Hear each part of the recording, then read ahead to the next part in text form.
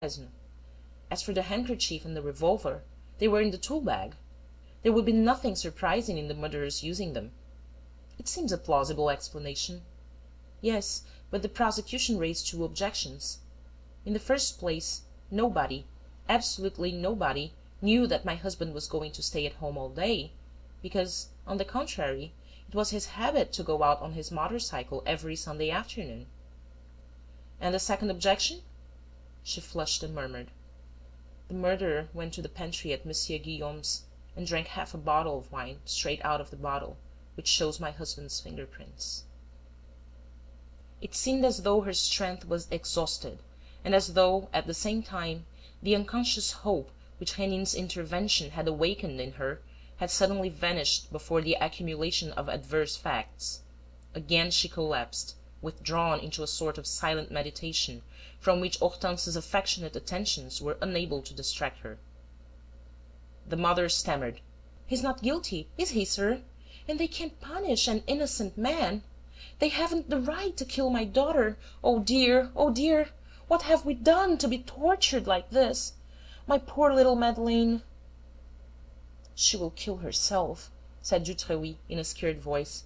"She will never be able to endure the idea that they are guillotining Jacques. She will kill herself presently, this very night." Rénine was striding up and down the room. "You can do nothing for her, can you?" asked Hortense. "It's 11:30 now," he replied in an anxious tone, "and it's to happen to-morrow morning." "Do you think he's guilty?" "I don't know, I don't know. The poor woman's conviction is too impressive to be neglected. When two people have lived together for years, they can hardly be mistaken about each other to that degree. And yet—" He stretched himself out on a sofa and lit a cigarette. He smoked 3 in succession, without a word from any one to interrupt his train of thought. From time to time he looked at his watch. Every minute was of such importance. At last he went back to Madeleine Aubrieux, took her hands and said, very gently: "You must not kill yourself.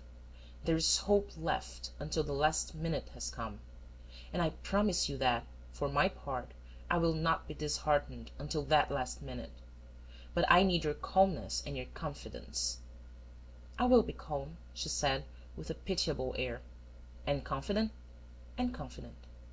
"Well, wait for me. I shall be back in 2 hours from now. Will you come with us, Monsieur du Treuil?" As they were stepping into his car, he asked the young man: "Do you know any small, unfrequented restaurant not too far inside Paris?" "There's the Brasserie Lutetia, on the ground floor of the house in which I live, on the Place des Ternes." "Capital. That will be very handy." They scarcely spoke on the way. Rénine, however, said to Gaston du Treuil: "So far as I remember, the numbers of the notes are known, aren't they?" "Yes. Monsieur Guillaume had entered the 60 numbers in his pocket-book." Rénine muttered a moment later: "That's where the whole problem lies. Where are the notes? If we could lay our hands on them, we should know everything." At the Brasserie Lutetia there was a telephone in the private room, where he asked to have lunch served. When the waiter had left him alone with Hortense and du Treuil, he took down the receiver with a resolute air. "Hullo!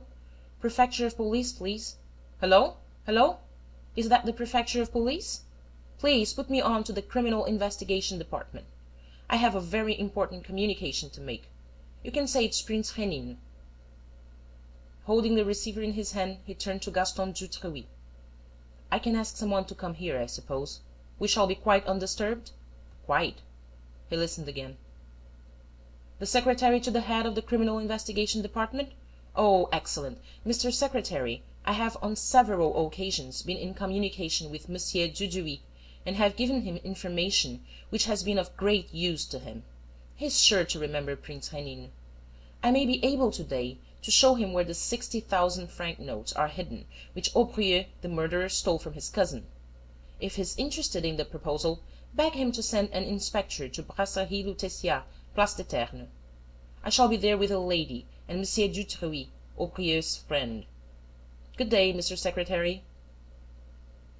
When Rénine hung up the instrument, he saw the amazed faces of Hortense and of Gaston Dutreuil confronting him. Hortense whispered: "Then you know? You've discovered—" "Nothing," he said, laughing.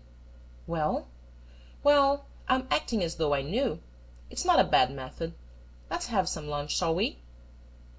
The clock marked 1:45. "The men from the prefecture will be here," he said, "in 20 minutes at latest." "And if no one comes?" Hortense objected. "That would surprise me. Of course, if I had sent a message to M. Dudouis saying 'Aubrieux is innocent,' I should have failed to make any impression. It's not the least use, on the eve of an execution, to attempt to convince the gentry of the police or of the law that a man condemned to death is innocent. No, from henceforth Jacques Aubrieux belongs to the executioner. But the prospect of securing the 60 banknotes is a windfall worth taking a little trouble over. Just think, that was the weak point in the indictment, those 60 notes which they were unable to trace." "But as you know nothing of their whereabouts—" "My dear girl, I hope you don't mind my calling you so? My dear girl, when a man can't explain this or that physical phenomenon, he adopts some sort of theory which explains the various manifestations of the phenomenon, and says that everything happened as though the theory were correct. That's what I'm doing." "That amounts to saying that you are going upon a supposition?" Rénine did not reply. Not until some time later, when lunch was over, did he say: "Obviously, I am going upon a supposition. If I had several days before me, I should take the trouble of first verifying my theory, which is based upon intuition quite as much as upon a few scattered facts. But I only have 2 hours. And I am embarking on the unknown path as though I were certain that it would lead me to the truth. And suppose you are wrong? I have no choice. Besides, it is too late. There's a knock. Oh, one word more. Whatever I may say, don't contradict me, nor you, Monsieur Dutreuil." He opened the door. A thin man with a red imperial entered. "Prince Rénine?" "Yes, sir." "You, of course, are from Monsieur Dudouis?" "Yes." And the newcomer gave his name: Chief Inspector Morisseau. "I am obliged to you for coming so promptly, Mr. Chief Inspector," said Prince Rénine, "and I hope that Monsieur Dudouis will not regret having placed you at my disposal." "At your entire disposal, in addition to 2 inspectors whom I have left in the square outside, and who have been in the case with me from the first." "I shall not detain you for any length of time," said Rénine, "and I will not even ask you to sit down. We have only a few minutes in which to settle everything. You know what it's all about?" "The 60,000-franc notes stolen from Monsieur Guillaume. I have the numbers here." Rénine ran his eyes down the slip of paper which the chief inspector handed him, and said: "That's right. The true lists agree." Inspector Morisseau seemed greatly excited. "The chief attaches the greatest importance to your discovery, so you will be able to show me?" Rénine was silent for a moment, and then declared: "Mr. Chief Inspector, a personal investigation, and a most exhaustive investigation it was, as I will explain to you presently, has revealed the fact that, on his return from Suresnes, the murderer, after replacing the motorcycle in the shed in the Avenue du Roule, ran to the Ternes and entered this house." "This house?" "Yes." "But what did he come here for?" "To hide the proceeds of his theft, the 60 banknotes." "How do you mean? Where?" "In a flat of which he had the key, on the 5th floor." Gaston Dutreauil exclaimed in amazement: "But there's only one flat on the 5th floor, and that's the one I live in." "Exactly. And, as you were at the cinema with Madame Aubrieux and her mother, advantage was taken of your absence." "Impossible! No one has the key except myself." "One can get in without a key." "But I have seen no marks of any kind." Morisseau intervened: "Come, let us understand one another. You say the banknotes were hidden in Monsieur Dutreauil's flat?" "Yes." "Then, as Jacques Aubrieux was arrested the next morning, the notes ought to be there still. That's my opinion." Gaston Dutreauil could not help laughing: "But that's absurd! I should have found them." "Did you look for them?" "No, but I should have come across them at any moment.